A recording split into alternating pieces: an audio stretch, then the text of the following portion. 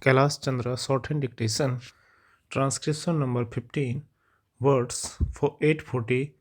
Speed will be around 100 word per minute, 5 second. Start. Sir, before the house adjourned for lunch yesterday, I had started speaking on the Essential Commodities Amendment Bill. I have got here with me the bill as introduced. In the statement of objects and reasons, the government pointed out that in certain cases it might be necessary for them not to award punishment prescribed in the laws as it exists at present, but to forfeit a part of the deposit. This relates to minor offences under the Essential Commodities Act. I can quite understand this, and generally, therefore, nobody would oppose this thing. But the question that I wish to raise in this connection before the House is the manner in which this act is being implemented by the government and also by the state governments.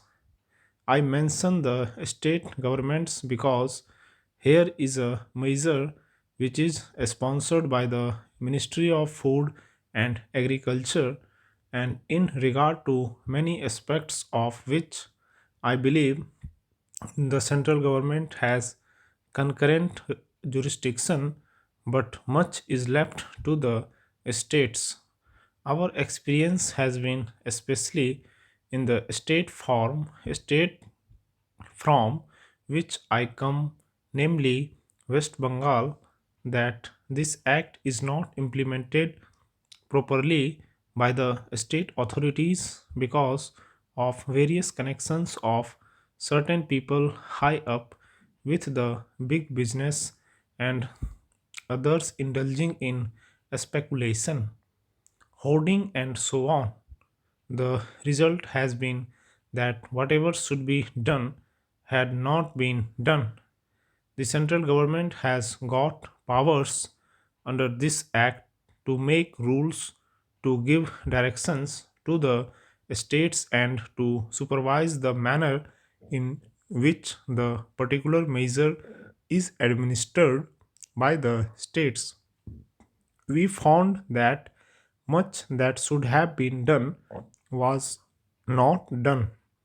What is the use of talking about punishment of the small fry?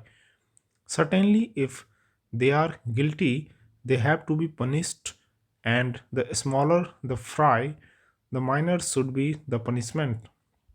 I agree there, but the point is that the act is not properly implemented.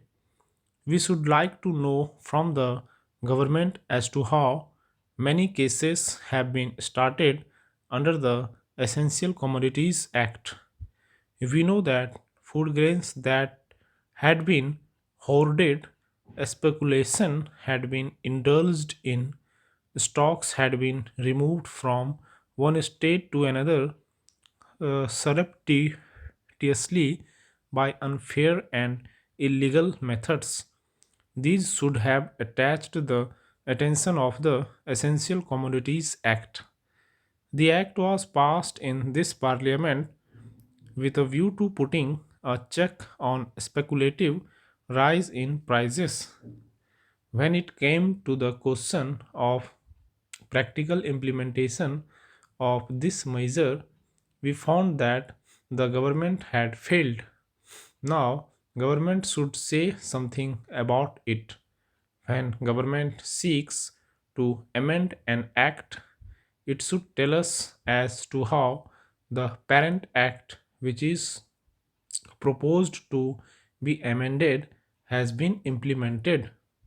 Is it the contention of the government that difficulty arises because this particular provision is not there in the act?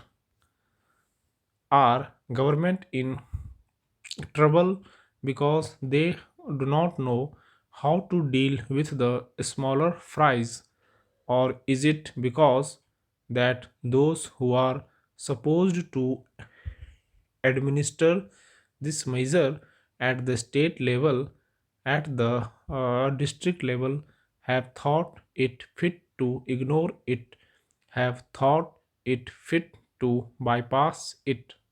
If any measure of the central government was needed for controlling the price of food grains and ensuring the supply of essential commodities to the community, it is the Essential Commodities Act. I would like the minister to say something on this. I know that he was not here at the time when we passed this measure, nor was he there when the Essential Commodities Act was bypassed by many state governments. In the past, we had drawn the attention of the minister to this problem, and that minister is now happily going to be the president of the Uttar Pradesh Congress committee. But here I would like to ask the minister who has stepped into his shoes as to what he is doing in order to see to the proper implementation of this act.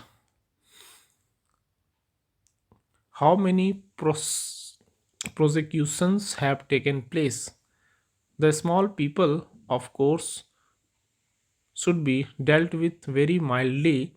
I agree and I support the measure, but taking the law as it is today without this amendment, it empowers government to deal very effectively so far as the provisions of the law go with the big traders, wholesalers, and profiteers. I would like to know as to how they have dealt with them. How many are in jail today? How many have paid fine?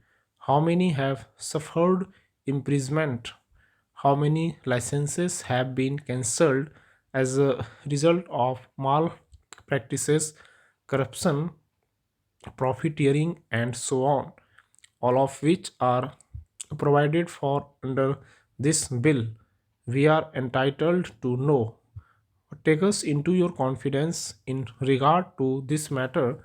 I say from whatever knowledge we have that very few have been prosecuted under this act.